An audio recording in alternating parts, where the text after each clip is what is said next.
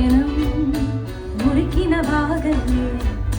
తొలకరి కవితల్లే తలపులు కదిలేనే చెలిమది విరిసేనే రవికుల రఘురామ అనుదినము నిన్ను